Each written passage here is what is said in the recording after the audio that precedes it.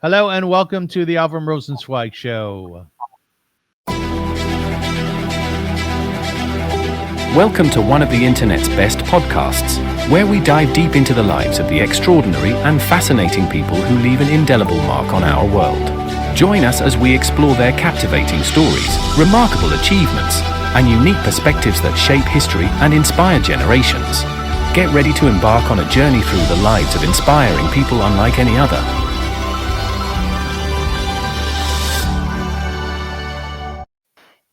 Hi, folks, and welcome to the show. My name is indeed AVRUM ROSENSWEIG, and I'm delighted to be here. Let me introduce you to my guest today, whom I'm very excited about having on. My guest is Netta Druckman. Welcome, Netta. Thank you. I'm You're excited to welcome. be here. Great to have you. She is an NLP teacher, neuro-linguistic programming, educator, and consultant, as well as a lecturer and group facilitator for workshops, circles, and retreats. In her private clinic in Pardes Hanna, which is in Israel, and via Zoom, Netta focuses on the integration of mind, body, and spirit, and using mindfulness and NLP to help clients cultivate balance, presence, and emotional resilience. She's also a musician, leading sacred singing songs on Shabbat, Kabbalat Shabbat, and musical performances that blend spiritually with song. As both a Reformed Jew and a Buddhist, she was honored to be ordained as a Bodhisattva. Bodhisattva. How do you say that? Bodhisattva. Okay, close enough. By His Holiness, the 14th Dalai Lama, with whom she studied personally. She guides cacao ceremonies, spiritual circles, workshops, and lectures that explore meditation, mindfulness, and holistic well-being for adults and children, both privately and at festivals and community events. And as I said, she's a singer. And online, I found her singing a song by Canadian singer-songwriter Bryan Adams called Heaven. How are you? Good. Wow. Thank you for that. You're welcome. I had to put a little Canadianism in there, you know. Of course. So you're located in Israel. That's where you do your work. And what I find fascinating about your work is that you work with people who have anxiety, right? And in Israel, we all know over the last few years what you have gone through there, and the level of anxiety is actually quite high. So my guess is that you don't have a lack of clients, unfortunately. You deal with a lot of soldiers, chayalim and chayalot. Yes, I do. I do miluim myself, which is after you finish the army. If you're a woman and you were an officer, then you can continue your service.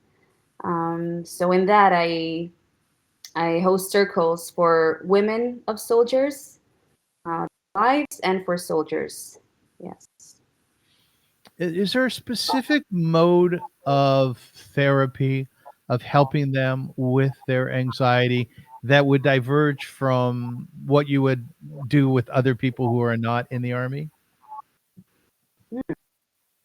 That's an interesting question. I guess so, because one of the things that they do in the army, called in Hebrew gavat yichida, it's being proud of being a part of something bigger, of a group. So I find that comparing to other groups that I host and I counsel, with soldiers, it's very important to make them feel safe as a group of soldiers. And once they do, and they know that whatever they share will not leave the group or the room, that everyone is attending is in this together, then they can really share. I find that there are a few steps that I need to make sure that I'm doing at the beginning so they feel comfortable to do that, because in the army, in the Israeli army at least, it's not very common to share your feelings and to be vulnerable. On the opposite, they teach you to be very, very strong, and to not really share your emotions or feelings. But yet, over the years, the IDF and the Israeli government has recognized that there is a huge need for this, right? And just the fact that there is a recognition of it is a positive thing. Years ago, you're right. You were told you have to be strong, you have to go out there, and you have to fight on behalf of the Israel and the Jewish people. But now there's a recognition that there's a sensitivity that soldiers go into the war with, right?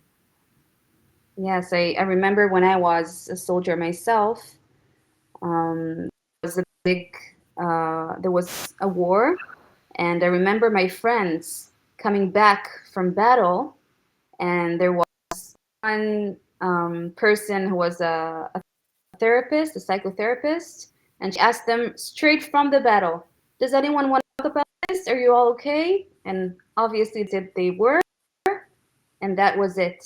And they were released. And today, we understand that there's a really big need, and the IDF is giving that need. That's almost bizarre, isn't it? I mean, I understand that you're in the Middle East, you're not in Canada. It's dramatically different, culture, and therefore how we respond to our own feelings is different. But you would think that there would have been an understanding earlier on.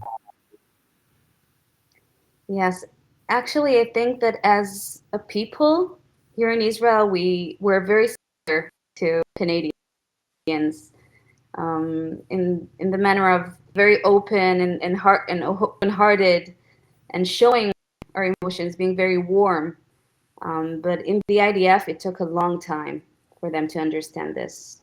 Yes, I think we're afraid of it inflicting the ability to be in battle and to be focused.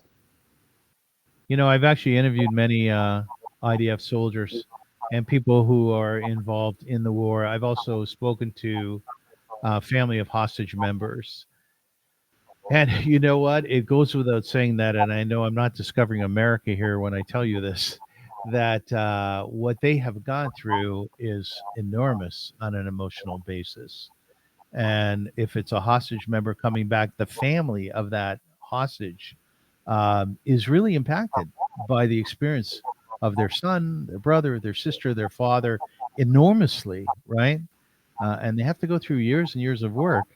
Yeah, you haven't dealt directly with hostages, right? No, I know one of them who thankfully got and is doing a lot better. Thank God. But if we're looking at the circles, then statistics shows that most of the people here in Israel know it, who was either hit or killed in the past 2 years. But yet it's interesting that when you look at the Israeli and you have interaction with them on face value anyway, like the level of happiness or embracing of life is so incredibly high. So how do you how do you understand that? There are theories, psychological theories that talk about when you when you live in a place of war, when you've done violence, then you have a lot more appreciation for peace.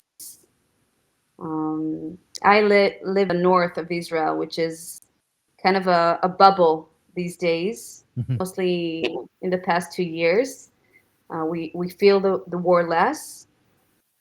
But when you have interaction with war and violence in the everyday basis, then I think it makes you choose life again and again. And when you feel like you're choosing, then you can form your own happiness and not just wait for it to happen. Yeah, it's a very interesting thing. There's actually a way of gauging happiness throughout the world, and Israel is right up there near the top of the list. Yes. Every year the list comes out, and I get so excited. I go, okay, where is Israel on that list? Well, they're up in the top 10. And then where is Canada, right? Because I live in Toronto, and we're somewhat high as well, which is good. But I think you make a really good point. I think it's the idea of that when life around you is tenuous, is perilous, is difficult, you, you have to choose life, right? Or else you're just not going to be happy. Yes, and I think that being happy is an active thing. You need to choose it and practice it. And when you've been there or are in anxiety, then you have no choice than to build your resilience and to find the tools that work for you so you can happiness and maintain it. It's an interesting thing. You and I are both somewhat traditional when it comes to Judaism. So I actually study Torah and I teach a class on Thursday night. And I'm always amazed when the Torah tells us, remember to be happy, choose happiness. Because the classic question, that the scholars ask is, what do you mean? Why do I have to be reminded of that? But the truth is, people do, right?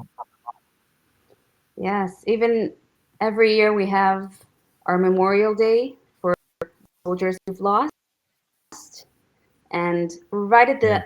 the day after there's Independence Day, Mm. and every year we talk about the connection between grief or suffering and celebrating and happiness. So it's very embedded in the Israeli tradition. Yeah, I'm fascinated by that process and how it was implemented.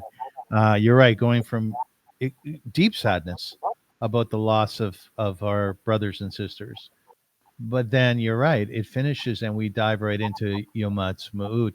Is that a healthy thing? Do you think? It's a good question. Um, I don't think there's absolute answer. I think it's a matter of opinion. I personally do believe that there's something to it because it reminds you to give room to the sadness and but to not forget to choose happiness and even from the grief to choose happiness and to choose life. Yes. Yeah. Good point. Good point. I think that some people can do it and some not. Um, but the thing that I wonder about you is that why does somebody get into this area of work? Because it's not an easy area. It's very, very difficult. I myself suffered my entire life from anxiety, and over the years, I've learned how to deal with it. So people are very surprised that I have high anxiety, and I speak publicly, and I've ran organizations. But Netta, there were times where I would literally come to a meeting. This was early on in my anxiety, and I would hear people inside, and I couldn't go through the door. It was that bad. So I understand anxiety inside out. Why did you get into this business? What encouraged you to do it? So I guess that same as you. Um, I suffered through anxiety most of my life from childhood until I was in my late 20s. And the more I discovered me to overcome it, and once I felt like I began to manage it myself and it stopped managing me, then I realized that I really want to share these tools with the world. Um, so I started as a coacher, and now I'm a psychotherapist. And personally, I believe that as therapists, we should treat only what we know personally, only anxiety and depression and things I've been through myself that I know also what the other side feels like, but also I can hold the hope and the belief that they can come from the other side and even better. Yes, you have a wonderful website, by the way, and there's Thank a you. lot of information there which would help a person understand who you are as a professional and as a therapist. I recommend you. Thank But you. you talk about your own background going through abuse for many, many years. Can you speak to that at all? Yes, of course.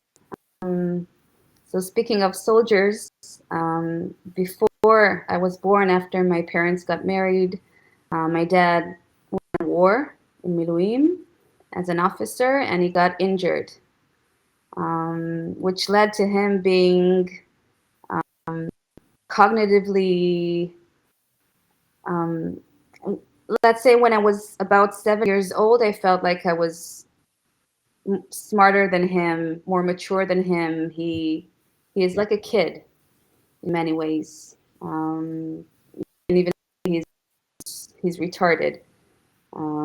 So when I was 14, once my parents got divorced, a lot of things came up, and I discovered that I was abused by him sexually from age 4 to 11. So that's on his side, and on my mother's side, which is second generation to the Holocaust, she suffers also from complex speech. Was also like you're not allowed to be mad or to cry. Do not be so that was also a kind of abuse in many ways. I'm sorry that you went through that. But what's incredible about humankind is that people go through just terrible, terrible times in life, and yet so many people, and I've seen this through Holocaust survivors, I've seen this through hostage families, as I said a few minutes ago, that they are able to somehow, not always, but often, kind of figure things out and make their lives better. Are you fascinated by that aspect of humankind? Of course, of course. Um, I see my own injuries, let's say, or my difficult past as a present, as a gift. There's a term that's called post-traumatic growth. Mhm. It talks about all of our ability to become better and stronger and even happier because of the traumatic things we've been through. But how much of it actually, the abuse that you went through, how is it day to day in terms of your thinking, or is that what has changed for you that you just don't think of it as often? Today, I wouldn't say I think of it today. Right now, my dad is in a medical condition, so I I I do think of him on day to day, and it brings up things, Yeah. obviously, but it's not a part of my everyday life right now. I find that there are times when it comes up, and then I realize that there's some work to do there, or things that wants to come out. I should post them, but I think that's part of the growth that today I can also, thanks to mindfulness, which I see as something that saved my life, literally. I can choose what occupies my mind. So I choose to be present and not in the past. So let's talk about some of the modes of therapy that you incorporated into your life and that you now teach to others. Let's talk about mindfulness a little bit. Explain what mindfulness is. So there are many ways to explain what mindfulness is, because it contains a lot, but generally it's the ability to be present in the moment with no judgment. So the main tool is meditation, which can also means it mainly has three components, which is to have one anchor or something that you choose to focus on. The second thing is to maintain that focus as much as you can, which is the hard part. That's the training of it. And the third part is acceptance or non-judgment. And that's also, that can be a very hard thing, to not judge yourself, to not judge whatever happens around you. People do it, and mindfulness or meditation and have a lot of judging thoughts or criticism or just even any kind of thought, and then they feel like they're doing something wrong or it's not working, and that is judgment itself. So it's trying to just let everything be, let yourself be, accept whatever happens. And the more you do that practice, the more you can implement it. So would that essentially mean that you have come to embrace yourself, that you like yourself or love yourself? Yes, I do. I love myself, and it took me many years to be able to say that out loud. It's a tough thing for many people, isn't it? Yes, and it's a work in progress all the time. What do you love about yourself?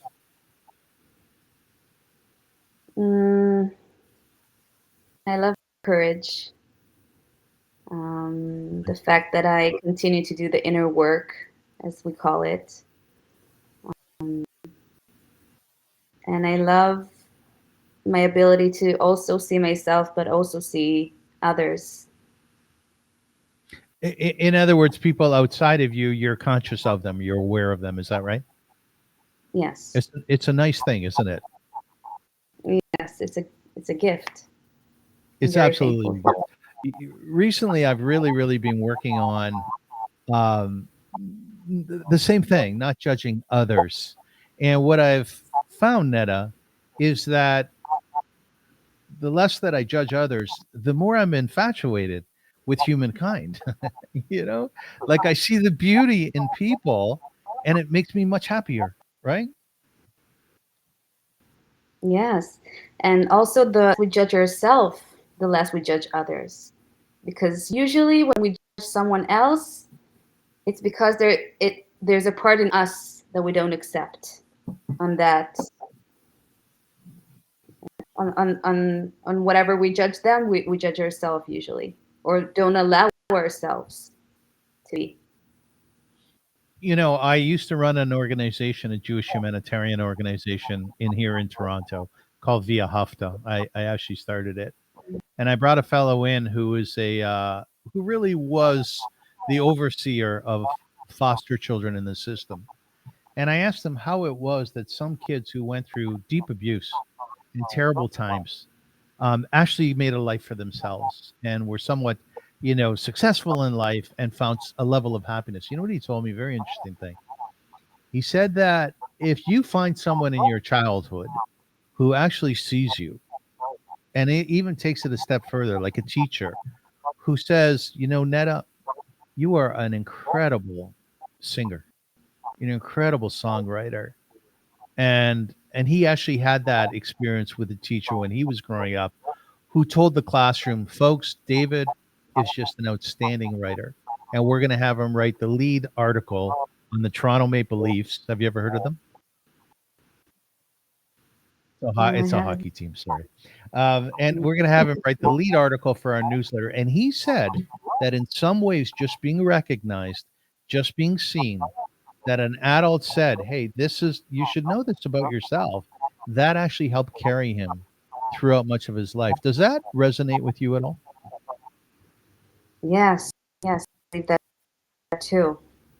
Yes, with all my, I think that for me, it was also my mom who did believe in me in some aspects, and also my siblings, which I felt like they saw me throughout my childhood. So I didn't have an adult that I can say that was his or her role, but I had that, and I'm very grateful for that. Yes. I know that you do lecturing and you do speaking, and clearly you're a writer as well, as per I saw on your website. Do you ever point this out to clients, not just about themselves, how to be less judgmental about oneself, but also to their children, to the people who are around them? Because let's face it, we live in a very judgmental world. And I would argue, and I don't know if you agree with me or not, tell me, I think the Jewish people, by definition, are highly judgmental. Yes, yes, we've been through a lot as a people. So I think that's part of the coping mechanism that we developed throughout the years. And yes, I do. I'm also an educational counselor. Um, I also find that the more you give to others, even if it's just in words, the better you feel. So one of the first things I'll do with my patients is to talk about where they can be more for others, and if they have children, of course, that's the first thing. And also, the more we treat people in our life and we help them grow and we show them the positive ways in which we see them, or we feel um, uh, better ourselves, and the better we can treat ourselves. Thanks to that. Yes. Yeah. Listen, I've spent my fair share of time in Israel, and again, I think it's safe to say that the drivers are nuts. you know that there is a belief that, right, Nachon? There's a belief in Israel like Miyata Bechlel. Ben Gurion, he was speaking to American president. American president was complaining about how everybody, in the United States, feels this way and that way about issues. Ben Gurion, his response was something like, he says, "You have problems." He said, "Here, I have a million presidents." Like in Israel, it's like everybody has this sort of awareness of themselves that they are special and great, which has its advantages. But how do you deal with the level of stress in society, in the community, throughout Israel, having gone through the work that you've gone through? And maybe more specifically, when the bombs and the missiles were coming into Israel, and you run down to the Mahmoud, you run down to the bomb shelter. The level of anxiety, from my understanding through my interviews, is very high. Were you able to maintain a semblance of peace within you? So not always. In the past 3 even more years, I've lived here in Pardes, in the north, more in the north than the center of Israel. So here it's a lot easier. I also have a mamad, a shelter inside my house. But when I lived in the south, I felt it greatly. And I just use the tools that I know to release the stress and anxiety, by shaking, by sometimes putting it out after the bombs fell, and of course by talking about it with my friends, and also something that you don't think of a lot of the times is when we're under bombs and missiles, then when we go to the shelter, we're together. Most of the time, when it's not inside your house, you're with your neighbors. And the power of the community is a tremendous gift and tool to be able to cope. But I did have anxiety. I remember moving here that I discovered that every time I hear a motorcycle go passing by, it sounds like the beginning of the siren, Yes. and I felt tension inside my body, and it took me a while to let it go. Would you qualify yourself as a calm person today? Yes. It's nice, isn't it? Yes, it is. Yes, it Yeah. is, because anxiety is very, very hard. Yes. That's a Yes, good it's breath a you just constant battle. What? you took a nice breath there. That was a good breath. Yes. I want to talk to you about something you just mentioned, which is community. What's the physical component that happens inside of us, the metaphysical component that occurs when we're together with others in a bomb shelter, as you mentioned? Why is that different than being alone in the room in our house? What happens to us?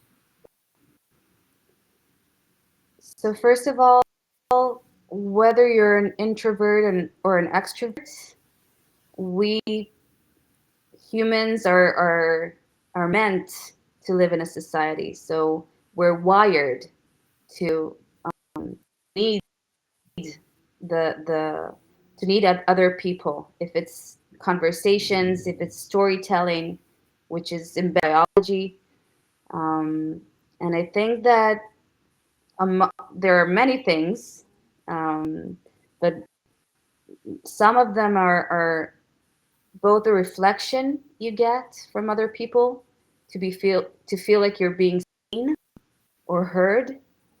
That's such a significant thing that a lot of us do not feel most of our lives or different parts of our lives.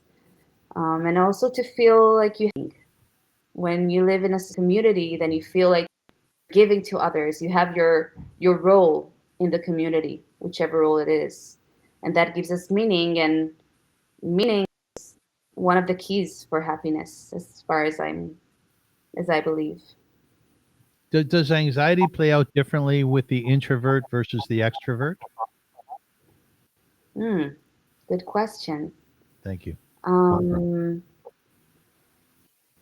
think from what I see in my clinic and with people around me, the level may be the same, but it comes out in different ways.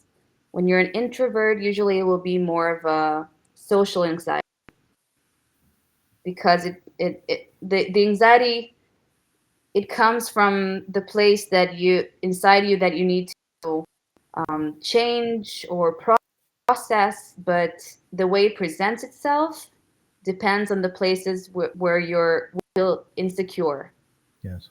as far as I see. So when you feel insecure regarding other people and socializing, it will come out that way. When you feel secure, it will come out in different ways. But extroverts can also, of course, suffer from social anxiety.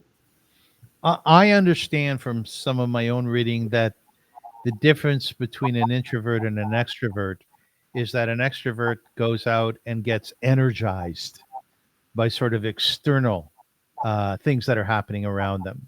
You go to a party, you feel like $1,000,000. You're speaking. You're the central sort of focus of everybody in that room. Whereas an introvert actually can go to parties and may do those things, but needs to come home and rejig. And if that is indeed the definition or close to it, I would qualify myself as an introvert because I need to be on my own. I need to have the quiet. I need to have the peace. I need to sort of find those moments or that time where I can rediscover myself. Where would you put yourself? So actually, I recently heard a lecture um, by Vanessa Williams, and I forgot the terms, but she speaks about she talks about people who are introverts, extroverts, and that contain both. And I see myself as someone who contains both parts. Oh, On one hand, I feel at my best around people, and I feel energized by being around other people in a crowded place. But on the other hand, I need a lot of space. I need a lot of time alone. yes. I think it also depends on the period in your life and what you're going through. And also, I think it really depends on the people in your life and how secure and safe you feel with them. I find that within relationships, again, in my world, that because I need so much space, I went through, I would say, my level of abuse too as a child growing up. It wasn't a safe environment in my house. So I'm still need to find those moments of quiet a lot. And I find that it impacts upon my relationships. I'm 65 years old. I've had my share of relationships. But I am not in a relationship that's lasted for 20, 30 years. I'm just not. And I think that's why, because I need to be on my own. How are you in relationships? Um, I think I am pretty good at relationships. I obviously have my own things I am working on. We all do. But when it comes to making space, then it will be one of the first things to tell a person that is into my life. And we're starting, whether it's as friends or as anything else. Um, I tell them I have a need, a big need for time alone, and I want to put that on the table so that I can feel comfortable to ask for it. Don't think that it's something that has to do with you. It's just Yes. something that you need. And once that's on the table, it's a lot easier for me to allow it. And sometimes, usually I'm around people a lot, and day to day, it could happen that I schedule something with a friend and feel the need for me time, and I just say so. And the people in my life know me and know that that's something that I need sometimes. And also I see that it inspires them to do the same, which is amazing. I'm actually very surprised by myself in that light because I'm a father. I have a 19-year-old son. I don't know why. Some people, when they go through very difficult times within their childhood, they respond the same way. They get very anxious with their children. They get very insecure as a parent and therefore implement rules and all these punishments, which in my mind are absurd. I'm actually surprised the heck out of myself because I have remained calm by and large with my son. And you know, Netta, I don't know if this is clear or not. I've never punished my son ever, not once, because I don't see a need for it. And he's a beautiful kid. You know, he's got his bobadillas, like they say in Spanish, his craziness, but we all do, right? Do Yeah. you see any cycle amongst people who go through abuse, who go through anxiety, and then how they evolve into parenting? Yeah. First of all, that's amazing to hear that, Yes, and thank you. and so special. Thank you. Um, yeah, I even when I think about my mother, and what she's been through in her childhood, which was abusive. Again, her mom, both of her parents were in the Holocaust. So I see all her work and effort to not pass it. So, but even still, we're all human, and parts that still get carried forward. Yes. And when you've been through abuse, I think that it's really, really important to come to some kind of peace and acceptance with what you've been through, because otherwise you still carry the victim persona, as Carl Jung says it, inside of you. And when you come from victimhood, then it's easy to not even notice when you inflict pain or abuse or even criticism on others. As we all know, when you have kids, they trigger all of your unsolved issues. Yes, they do. Um, so it shows that you came to accept it, to accept what you've been through in some way. Again, it's never 100%, but when you don't feel like a victim, it's a lot easier to treat other people from a place of wholeness. So you've gone through abuse as a child, um, as an early teenager. You live in a country where you're constantly being put upon by countries surrounding you who hate you as a person, as an Israeli, as a Jew. Yet you've worked really hard not to victimize yourself. So what replaced that? What replaced the condition of, oh my God, I was born a Jew. Look what the non-Jews doing to me. Oh my God, I grew up in a family where my father wasn't well and I went through all this. What replaced the victimization? Mm, so I think I would add it to two parts. There's the emotional or cognitive part, and there's the spiritual part, Mhm. at least for me. So on the more cognitive level, it's understanding why things happened, to realize that what I've been through came from the generations before my parents and then carried forward to me, helped me um, to understand why, to not blame my parents, as we all do at some level of our lives. I think that's important, but then to let go of that blame and understand that they're also human, and also to understand myself in place and my own coping mechanisms that evolved. And when we have the need to find those coping mechanisms when we're kids, usually they're harmful or balanced, because we don't know as kids how to do that in a balanced way. So it's also coming to peace with I've needed to do, or the ways I needed to cope, and to understand that I did the best I could with what I knew back then, and that my parents did the best they could with what they knew back then.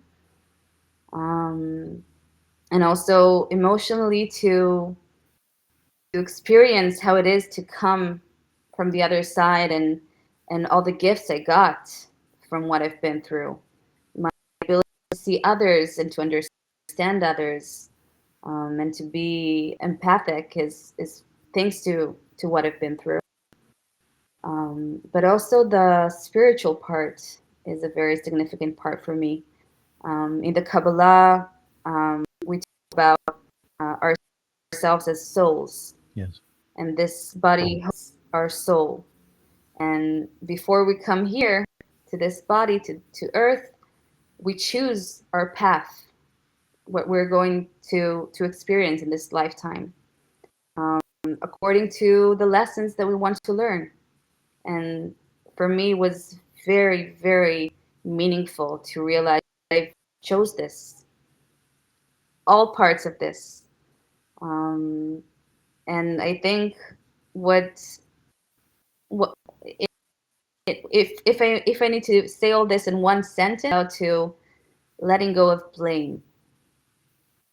We have responsibility. I always do. My parents did. My environment did. But there's no blame. And once you let go of blame, start to let go of blame, then you can let go of victimhood. You mentioned that you are a Reformed Jew and you are of a Buddhist nature. Which part of you is Jewish and which part of you is Buddhist, and do they integrate? Interesting questions. Yes, to integrate. I don't think that I would divide it to different parts of me.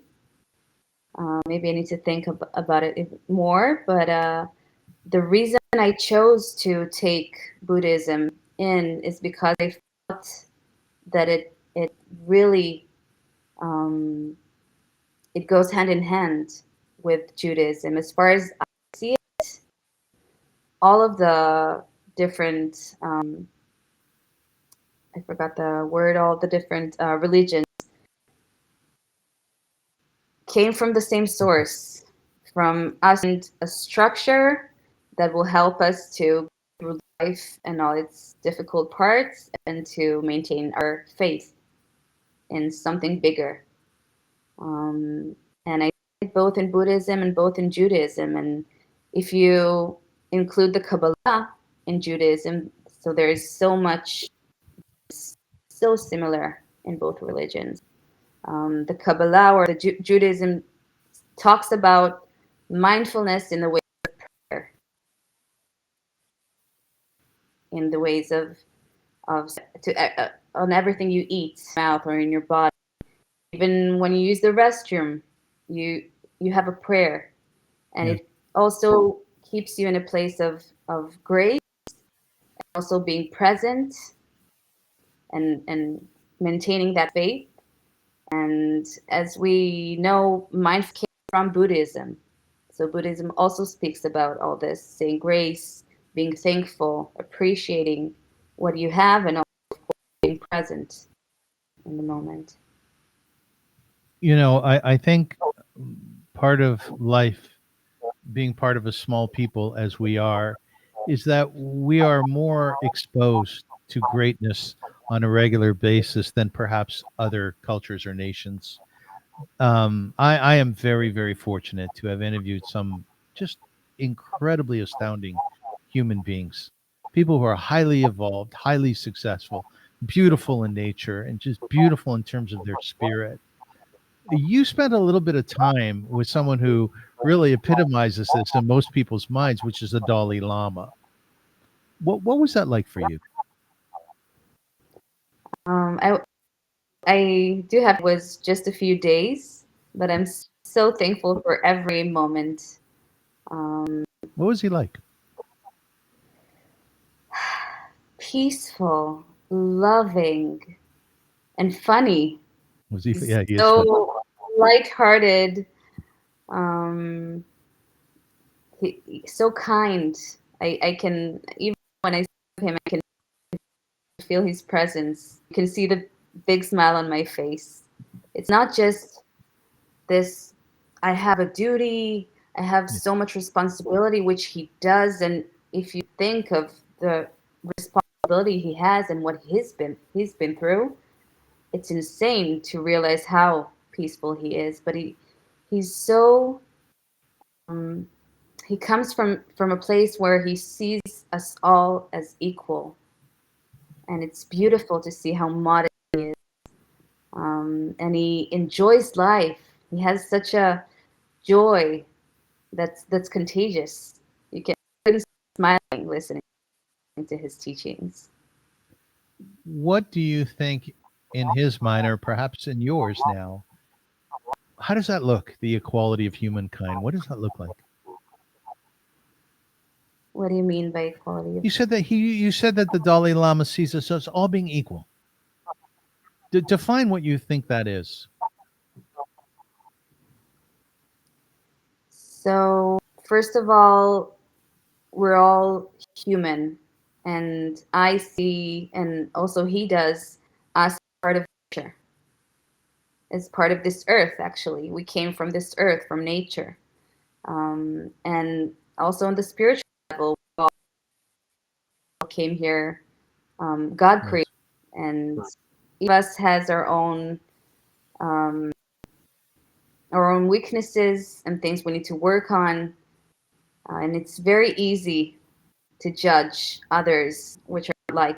But once you realize that we all came here to do the thing, which is to evolve and to learn more about love in different kind of ways, then you realize that we all have a part. And even when you look at it from as a society, then if everyone in one community or one society would be the same, we won't evolve. We evolve through frictions when we're different. But once you understand that we all came from the same place here in nature and from the same place up there from God or wherever it is, then it's easier, I think, to see it. Does your love run really deeply? It does. Yes. I'm being quiet. Tell me about it. Tell me about your love. Love.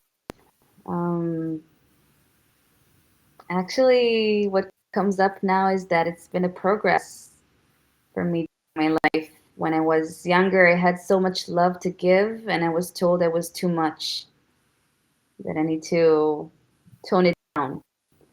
Um, and I think only in my 20s I started to really free myself, let myself really love others, and I found people that were capable of receiving that love and giving it back, which I think was the most meaningful part in that journey.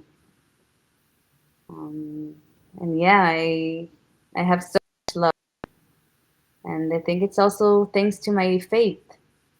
I see God as the eternal love. Yes. Does your love ever get overwhelming nowadays? Um, I don't think so. I am in a new That's all relationship. tough.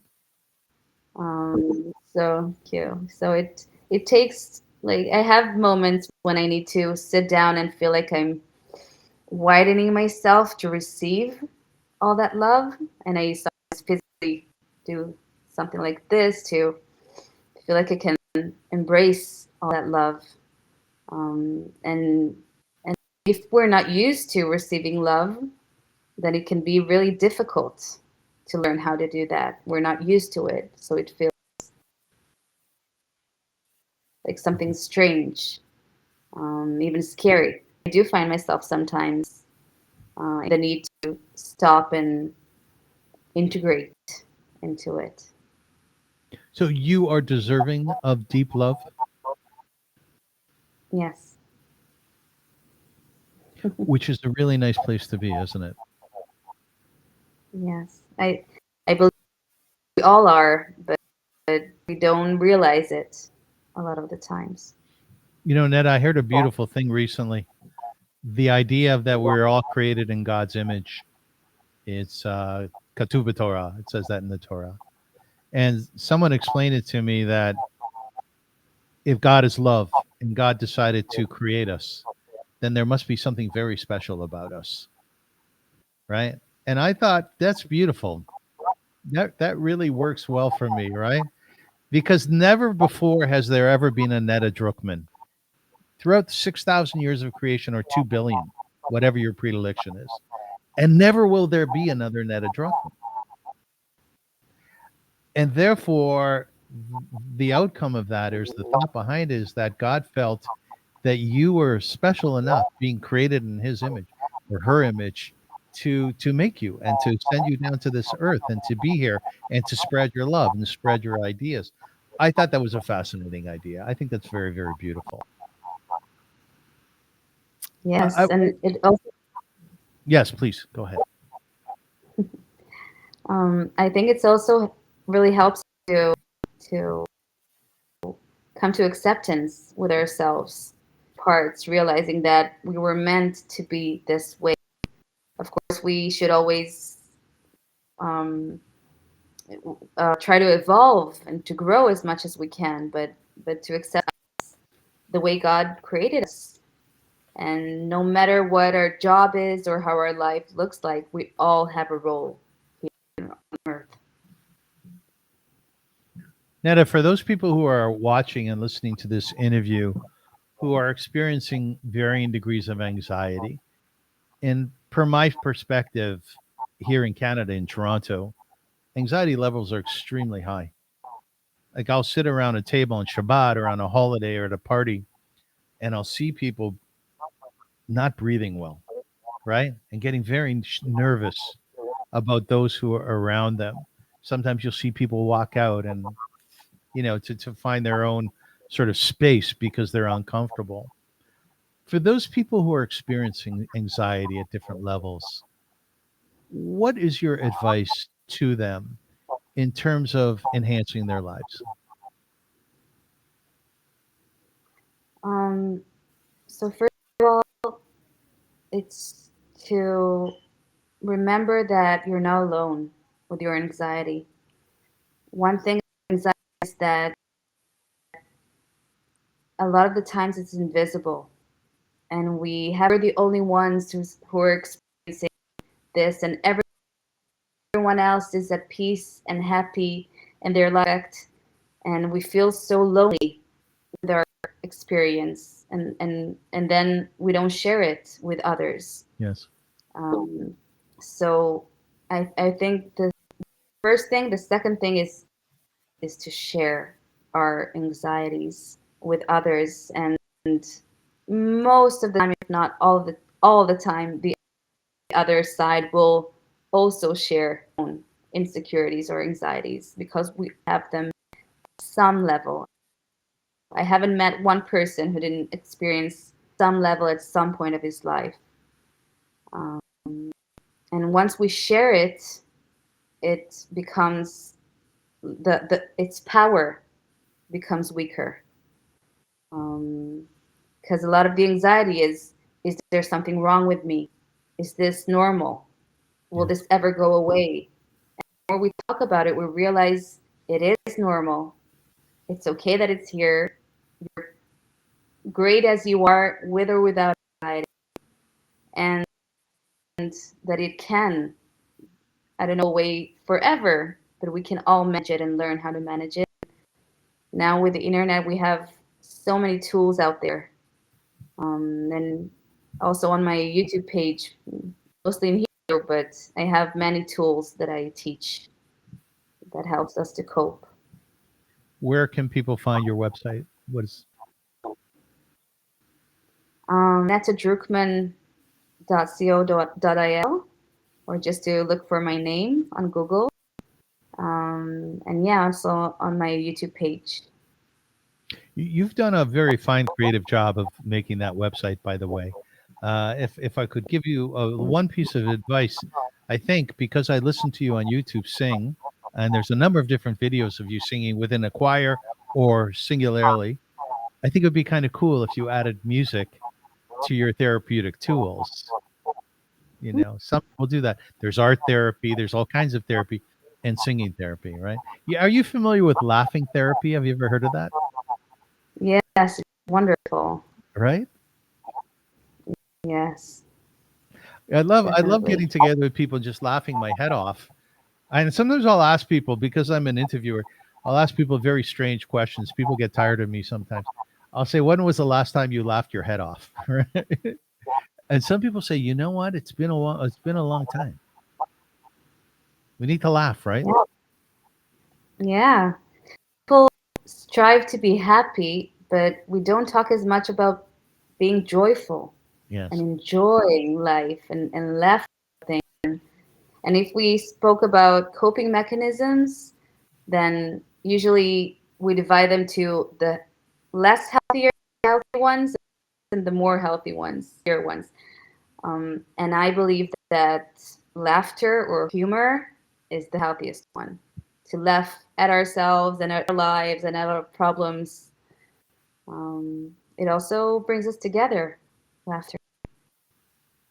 And you know, on the corollary to that, the flip side to that is crying, is even sobbing. There are times, that television shows or movies will elicit tears from me. And sometimes, depending on what's going on in my world, I'll literally sit on my couch and just sob. It's that crying that goes so deeply within inside of you. But when it's over, I used to get so frightened by it, Netta. But nowadays, when it's over and I've sobbed and it's all come out, I feel much better. So it's kind of the same as laughing, but the other side of it, right? Yes, and they're both can be very cathartic and therapeutic. And the same as you don't want to cry 24/7, you don't want to laugh 24/7. You want to Correct. give space to both parts, which are healthy and important. When did you sob last? On October 7th, Yeah, yeah, I lost a friend I'm sorry. in the war 2 years ago. So, yeah, but I will admit that I don't cry enough. I am trying to cry more. Yeah, it's an interesting thing, isn't it? Sort of encouraging yourself to cry. I know. I was there for many years. What was your friend's name? Neil Foti. Can you tell us about that? Neil. Um, yes, yes, we met at high school. We were the same youth movement, which is called Noam, which is for more traditional Jewish people. Um, yeah, and we had our complicated story along the years. But he was and still is a part of me. He taught me so much. Like what? What Also did he about teach? judging others. Um, he had some qualities that I couldn't accept in myself. I didn't understand that then. Now I know that, and I judged them, and I was harsh and about them, and I criticized him. Um, and I think only after his death I really came to term with it and realized my part in that. Um, and he still continues to teach me about acceptance, love. It's an interesting thing, isn't it, that those people whom we lose, somehow we keep them alive in our heart. Like you spoke about your father at the beginning of this interview. Um, is there aspects of his life that have made your life better? Yes, yes. Actually, it was just a few months ago when I was journaling and I wrote a sentence that said something like, I wish I had the father that would have loved me no matter what and that would have done his best to protect me. And then I found myself stopping, pausing that sentence again and realizing that it is true about him. He had his own way of loving me. Mhm. But once I stopped judging that way and blaming him and realizing that I realized that he did do his best to love me and protect me as far as he could. Um, so I hold that very dearly. Not everyone has that. Knowing that he could be the best father he could have been. Are you an animal person? Do you have any pets?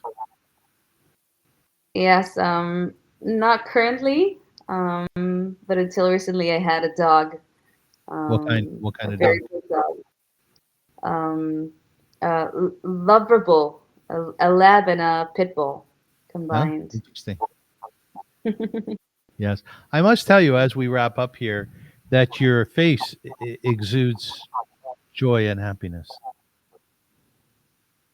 Thank you, You have a lovely smile. thank you. And just extending that a little bit, thank God I'm exposed to an awful lot of people. Many people have really, as I said before, evolved in life, and you can see it on their faces. And I feel very fortunate and very blessed that I've done a lot of work on myself as well. And people are actually saying to me, Alvaro, you look so happy. You look so joyful, right? And it wasn't always like that, Ned. I was a pretty angry kid, pretty angry kid. So I feel very blessed as to where I'm at in life. And I would suggest that you're blessed as well for where you're at in life. So kol hakavod for all your work. Thank you. And you too. Eshel koach. Thank you. I ask what helped you to find your joy? I have to tell you something. There's a fundamental difference between being a parent and not being a parent. And I never found that I was enough for myself. And I still work on that, right? Um, Sometimes I can get into a place which is very, very dark. And it's those times where I feel like, Avram, you know what? You're just not enough for yourself. And I'm going to leave that for people to define. But when somebody is outside of you that you're responsible for, and that means making sure that they know how to experience happiness and joy and positivity and success, that's a big responsibility. And it's not you, it's them. In other words, one day, God willing, my son is going to walk and he's going to do his own thing, right? And he's going to have the tools that hopefully I provided him with, and his mother. And she also does an excellent job of providing very, very positive tools. So I think a lot of joy came from being a father. And there's different things in my life too. Like as an example, this podcast. I feel like I was born to do podcasts. I feel like I was born to do interviews. And when I have the opportunity to sit with you, despite our technology problems that we experienced here, I just feel so blessed to have had this time with you and to learn from you and to see a person living in Israel, going through what Israel's going through, and to have that beautiful, beautiful smile on your face. Honestly, that to me is a blessing. This will carry me throughout the day. It really will. So that's where I find my joy. At least some of it. There's more, but some of it. So listen, Netta, I've been playing around with AI for the last few months. Do you use AI at all? Yes, I do. Good. Happy to hear it. And during my interviews, I've asked AI, or prior to my interviews, to create poems about my guest. So I have an ode to Netta Druckman. Oh, that's beautiful. I know I'm gonna read it to you now, but before I do, how is your English so impeccable? Your English is excellent. I was born in Ra'anana, in a place where most people were American or British, so I picked up on English very fast. Do you know any Rosenzweigs in Renana? Any oh, not that I recall now, but I probably do. I have family there. All right, here's the poem. Ode to Netta Druckman. In Pardes Hanna's tender sunlit glow, Netta Druckman treads where spirits flow. With NLP craft, she weaves the mind's art, mending the soul, uniting the heart. Mind, body, spirit in sacred embrace, she fosters balance, a haven of grace. Her voice, a river through song it streams, sacred evenings, Shabbat, woven dreams. Cacao warmth, a circle soft call, she blends the divine in melodies that fall. From retreats to workshops, her lights unfurled, guiding the lost to illuminate their world. A reformed Jew, a Buddhist, gentle creed, ordained by Dalai Lama's sacred deed, a Bodhisattva vowed to ease the pain. She leads through mindfulness, through joy, through the rain, through festivals, laughter, through children's wide eyes. She teaches of presence where truth never dies. Anxiety fades, motivation sparks glows. Her courses retreats where the soul's river flows. On YouTube's her voice lifts heaven above, a testament sung to the power of love. No fear of the light does Netta abide. She dances within it, her heart open wide. Oh, that is beautiful. Thank you. I'll send it to I you. love that. And Netta Druckman, tell us your website one more time, It is Netta Druckman, co.il. please. Thank you so much for doing this interview. It was wonderful. I really enjoyed my time with you, and I'm very, very grateful. And once again, I wish you well done on the successes in your life. You're a wonderful inspiration. Thank you. Thank you. You too. I'm happy to be here and so grateful for you and for this podcast. Thank you. Thank you. Ladies and gentlemen, I hope you enjoyed the show. I hope you enjoy watching it and listening to it. Take something out of it. There's so many people out there who are suffering from anxiety and from a lack of meaning and purpose in life.